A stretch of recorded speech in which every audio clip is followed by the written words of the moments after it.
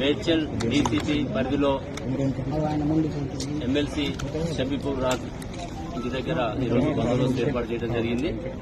నిన్న జరిగినటువంటి పరిస్థితుల దృష్ట్యా ఇక్కడ 144 సెక్షన్ విధించడం జరిగింది. ఎలాంటి అవాంఛనీయ సంఘటనలు జరగకుండా వాటిల్లుతున్న ఉద్దేశంతో ఇక్కడ షబీపూర్ రాజ్ ఇంటి దగ్గర అతన్ని అవగాహన చేయడం జరిగింది.